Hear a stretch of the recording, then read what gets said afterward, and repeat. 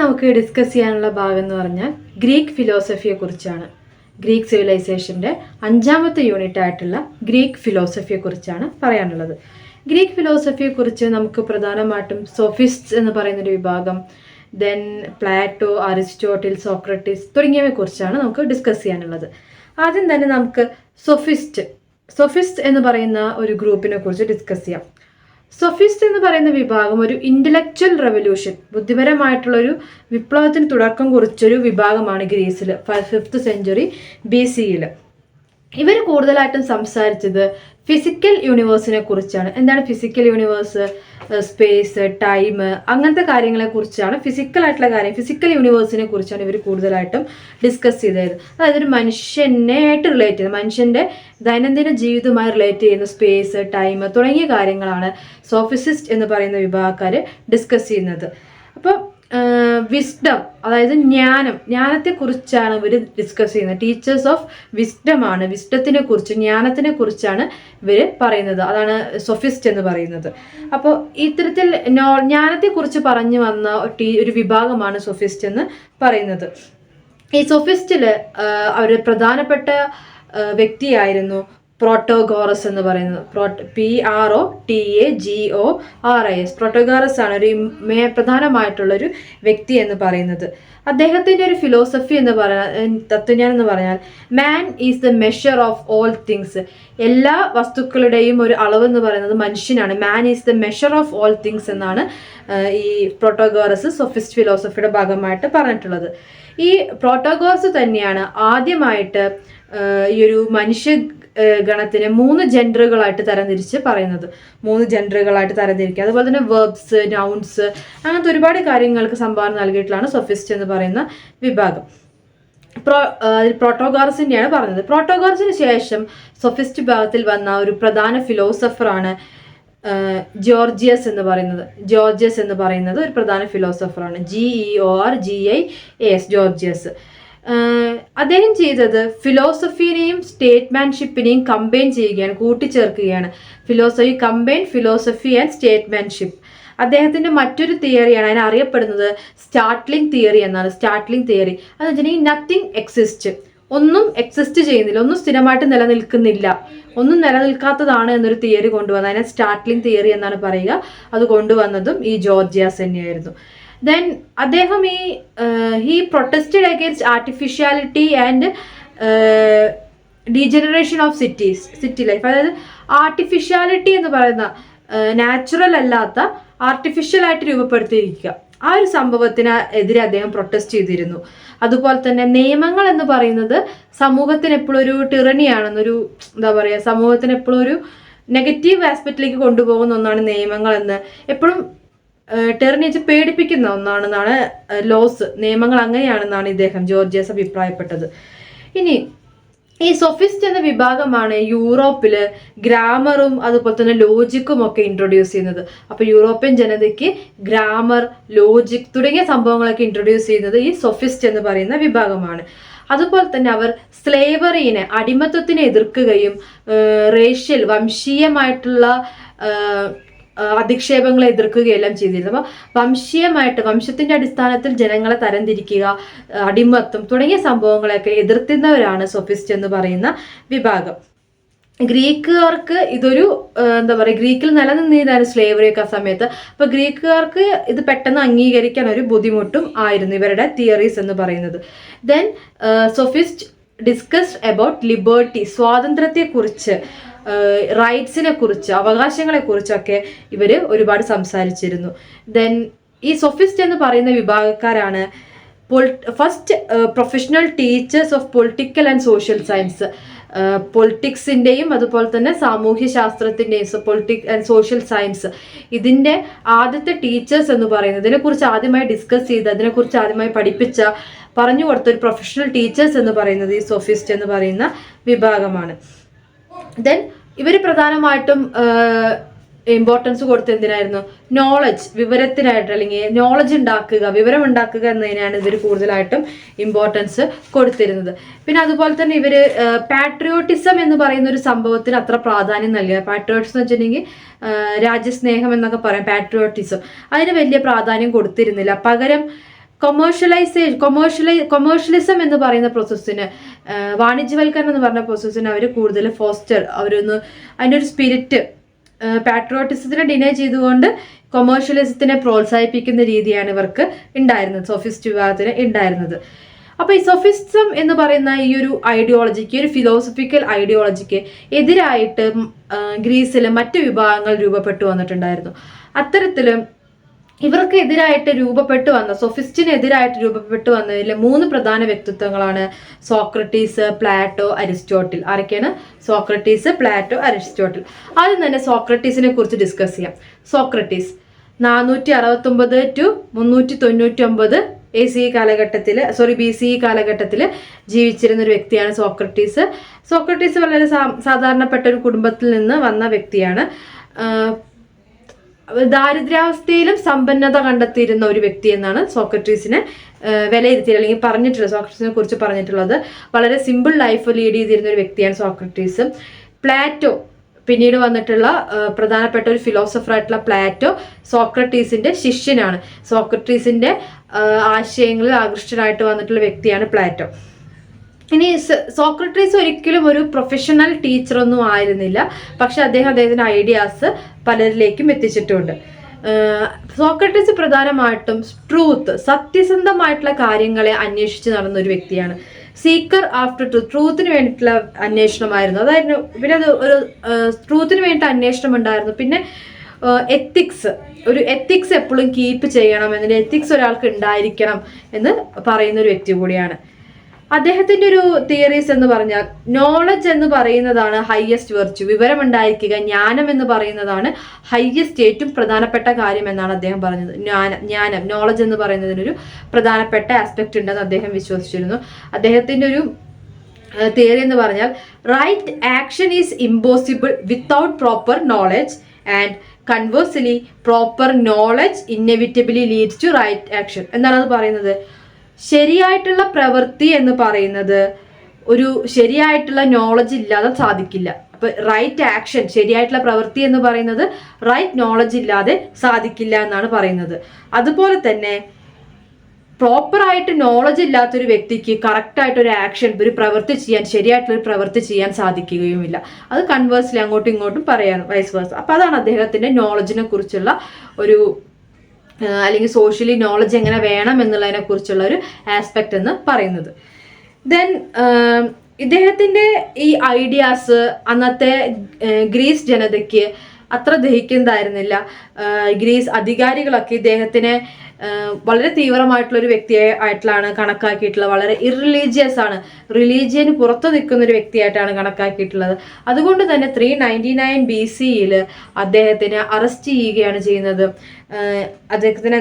അദ്ദേഹത്തിനെതിരെ ചുമത്തിയ കുറ്റം എന്ന് പറയുന്നത് corrupting the youth and introducing new gods. ഗ്രീസിൽ പുതിയ ദേവതകളെ ഇൻട്രൊഡ്യൂസ് ചെയ്തുകൊണ്ട് യുവാക്കളെ തെറ്റായ മാർഗത്തിലൂടെ കൊണ്ടുപോകുന്നു എന്നൊരു കറപ്ഷനാണ് അദ്ദേഹത്തിനെതിരെ ചാർത്തിയിട്ട് അദ്ദേഹം അറസ്റ്റ് ചെയ്യുന്നത്. ദെൻ സോക്രട്ടീസ് മരണത്തിലേക്ക് തള്ളിവിടുകയാണ് ചെയ്യുന്നത്, പോയ്സൺ കഴിച്ച് മരിക്കുകയാണ് ചെയ്യുന്നത്. അത്തരത്തിലായിരുന്നു സോക്രട്ടീസിന്റെ ഒരു എൻഡ് എന്ന് പറയുന്നത്, അവസാനം എന്ന് പറയുന്നത്. പക്ഷെ അതിനോടകം തന്നെ അദ്ദേഹത്തിന് ഒരുപാട് ശിഷ്യന്മാരുണ്ടായിട്ടുണ്ടായിരുന്നു. അദ്ദേഹത്തിന്റെ പ്രധാനപ്പെട്ട ഒരു ശിഷ്യനായിരുന്നു പ്ലേറ്റോ അദ്ദേഹത്തിന്റെ ശിഷ്യനായിരുന്നു. ഏതൻസിൽ ജനിച്ച ഒരു അരിസ്റ്റോക്രാറ്റിക് ഫാമിലിയിൽപ്പെട്ട ആളാണ് പ്ലേറ്റോ എന്ന് പറയുന്നത്. പ്ലേറ്റോയ്ക്ക് സംഗീതം, കണക്ക്, പോയട്രി തുടങ്ങിയ ഒരുപാട് മേഖലകളിൽ അറിവുണ്ടായിരുന്ന അല്ലെങ്കിൽ കഴിവുകൾ ഉണ്ടായിരുന്ന ഒരു വ്യക്തിയാണ് പ്ലേറ്റോ. സോക്രട്ടീസിന്റെ വളരെ ചുരുക്കം ഡിസൈപ്പിൾസ് അല്ലെങ്കിൽ പ്യൂപ്പിൾസിൽ, അതായത് ശിഷ്യന്മാരിൽ പെടുന്ന ഒരു വിഭാഗമാണ് പ്ലേറ്റോ എന്ന് പറയുന്നത്. പ്ലേറ്റോന്റെ ഏറ്റവും ഫേമസ് ആയിട്ടുള്ള വർക്കാണ് റിപ്പബ്ലിക്. അദ്ദേഹം 387 BCE ഒരു യൂണിവേഴ്സിറ്റി സ്റ്റാർട്ട് ചെയ്യുകയും ചെയ്യുന്നുണ്ട്, നോളജിന്റെ ഈ അദ്ദേഹത്തിന്റെ ഐഡിയാസിന്റെ ട്രാൻസ്ഫോർമേഷന് വേണ്ടിയിട്ട്.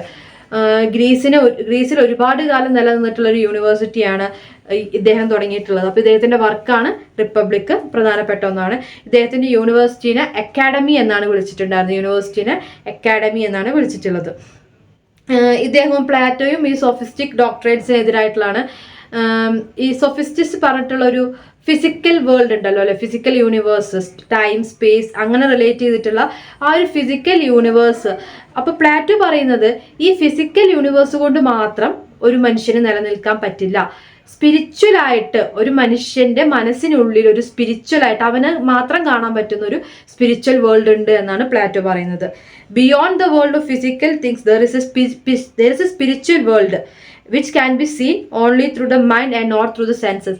നമ്മുടെ മനസ്സുകൊണ്ട്, സെൻസസ് കൊണ്ടല്ല, സെൻസസ് വെച്ചാൽ കണ്ണ്, മൂക്ക്, സ്കിന്ന്, അങ്ങനെ സെൻസസ് കൊണ്ടല്ലാതെ നമ്മുടെ മൈൻഡ് കൊണ്ട്, മനസ്സുകൊണ്ട് നമുക്ക് കാണാൻ സാധിക്കുന്ന ഒരു സ്പിരിച്വൽ വേൾഡ് ഉണ്ട്. ഫിസിക്കൽ വേൾഡ് മാത്രമല്ല നിലനിൽക്കുന്നത്. അതാണ് സോഫിസ്റ്റിനെ എതിരാക്കിക്കൊണ്ട് പ്ലാറ്റോ നടത്തിയിട്ടുള്ള അവകാശവാദം എന്ന് പറയുന്നത്. അങ്ങനെ മനുഷ്യന് കാണാൻ, മനുഷ്യന്റെ ഒരു മൈൻഡിൽ ഉണ്ടാവുന്ന ആ ഒരു സ്പിരിച്വൽ വേൾഡിനെ അദ്ദേഹം ഗോഡ് എന്നുള്ളതിലേക്ക് പറഞ്ഞ ദൈവം എന്നായിട്ട് പറയുന്നത്, ആ ഒരു സ്പിരിച്വൽ വേൾഡിന്. പ്ലാറ്റോവും നോളജ്, ജ്ഞാനം എന്ന് പറയുന്നത് മനുഷ്യന് അത്യാവശ്യം വേണ്ട സംഭവം തന്നെയാണെന്നാണ് സോക്രട്ടീസിനെ പോലെ പറഞ്ഞത്. പിന്നെ അദ്ദേഹത്തിന്റെ ഒരു ഐഡിയോളജി എന്ന് പറഞ്ഞാൽ കറപ്ഷൻ ഉണ്ടാകാൻ പാടില്ല, ദാരിദ്ര്യം ഉണ്ടാവാൻ പാടില്ല, ടിറണി ഉണ്ടാവാൻ പാടില്ല, യുദ്ധം ഉണ്ടാവാൻ പാടില്ല. ഇതൊക്കെയായിരുന്നു എന്താണ് പറയുന്നത് ഈ പ്ലാറ്റോന്റെ ഒരു കോൺസെപ്റ്റ് എന്ന് പറയുന്നത്. അതുപോലെ തന്നെ no property, no money, no families അദ്ദേഹത്തിന്റെ മറ്റൊരു തിയറിയാണ്. നോ പ്രോപ്പർട്ടി, സ്വത്ത് ഉണ്ടാവാൻ പാടില്ല, പണം ഉണ്ടാവാൻ പാടില്ല, ഫാമിലി, നമ്മുടെ കുടുംബം, സ്വന്തം കുടുംബം എന്ന് മാത്രമുള്ള ചിന്ത ഉണ്ടാവാൻ പാടില്ല. ഇത്തരത്തിലാണ് ഇദ്ദേഹത്തിന്റെ ഒരു തിയറീസ് പോകുന്നത്, പ്ലാറ്റോന്റെ. ഇനി അടുത്തൊരു വ്യക്തിയാണ് അരിസ്റ്റോട്ടിൽ. 384 BC മുതൽക്ക് 322 BC കാലഘട്ടത്തിൽ ജീവിച്ചിരുന്ന ഒരു വ്യക്തിയാണ് അരിസ്റ്റോട്ടിൽ. ഇദ്ദേഹം ഒരു ഫിസിഷ്യന്റെ മകനാണ് അരിസ്റ്റോട്ടിൽ. പ്ലാറ്റോന്റെ അക്കാഡമിയിൽ പഠിച്ചിട്ടുള്ള ഒരു വ്യക്തിയാണ്. 20 വർഷത്തോളം പ്ലാറ്റോന്റെ അക്കാഡമിയിൽ അദ്ദേഹത്തിന്റെ ഐഡിയാസുമായിട്ട് ചേർന്ന് അല്ലെങ്കിൽ അതിനെക്കുറിച്ചൊക്കെ ഡിസ്കസ് ചെയ്ത് പോയിട്ടുള്ള ഒരു വ്യക്തിയാണ് അരിസ്റ്റോട്ടിൽ. പക്ഷെ പ്ലാറ്റോന്റെ എല്ലാ തിയറീസിനെയും അതേപോലെ സ്വീകരിച്ച വ്യക്തിയല്ല അരിസ്റ്റോട്ടിൽ. അരിസ്റ്റോട്ടലിനെ ശരിക്കും അദ്ദേഹം ജീവിച്ചിരുന്ന കാലഘട്ടത്തിൽ അദ്ദേഹത്തിന് ആരും അംഗീകരിച്ചിട്ടുണ്ടായിരുന്നില്ല.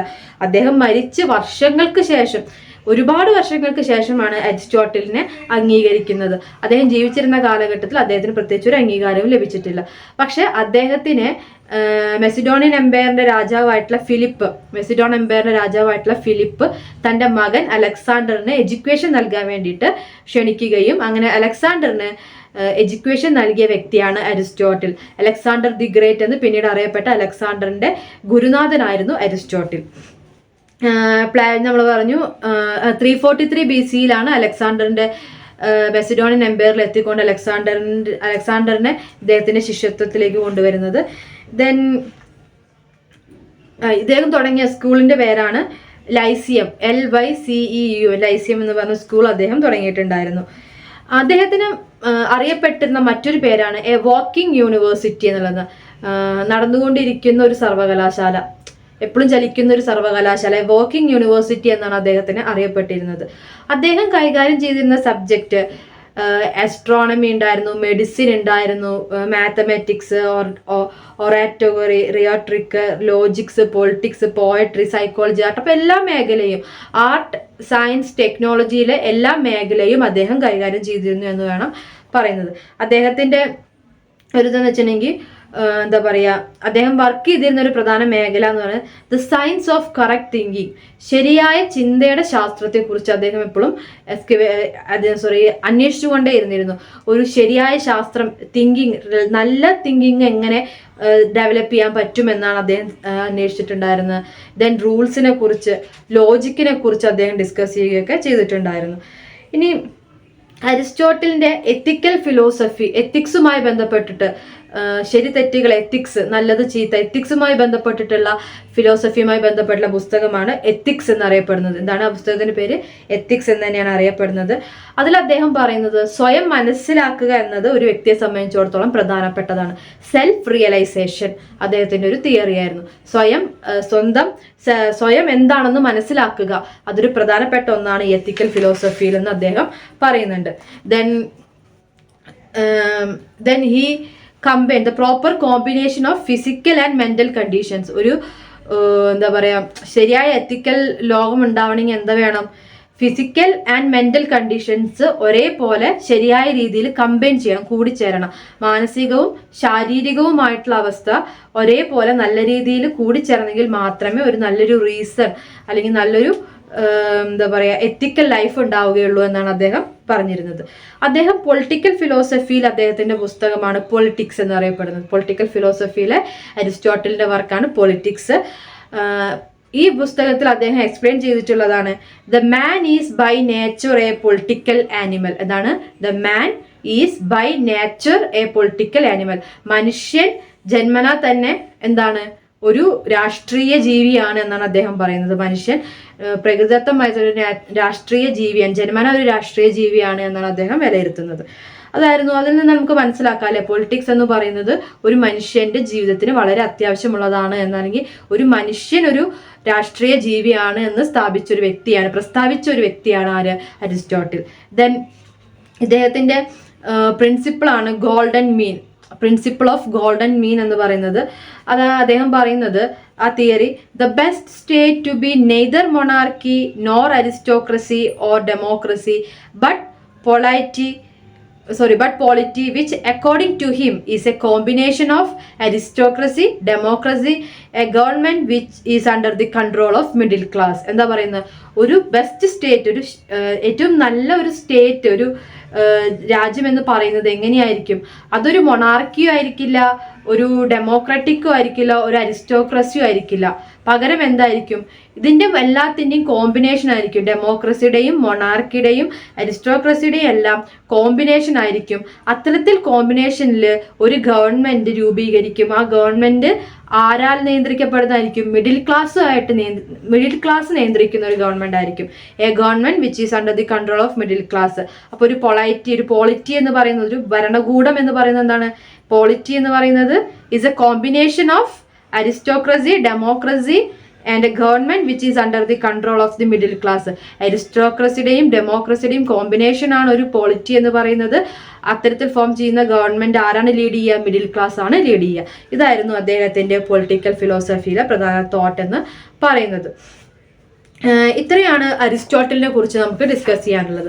അപ്പോൾ ഇതാണ് ആ കാലഘട്ടത്തിൽ ഉണ്ടായിരുന്ന ഗ്രീക്ക് ജനതയുടെ പ്രധാന ഫിലോസഫി എന്ന് പറയുന്നത്. ഗ്രീക്ക് ഫിലോസഫി, സോഫിസ്റ്റ്, അതുപോലെ തന്നെ പിന്നീട് അവരെ എതിർത്തുകൊണ്ട് വന്ന ആരൊക്കെയായിരുന്നു? Socrates, Plato, Aristotle. ഇത്രയും ആളുകളെ കുറിച്ചാണ് ഗ്രീക്ക് ഫിലോസഫിയിൽ നമുക്ക് ഡിസ്കസ് ചെയ്യാനുള്ളത്. താങ്ക്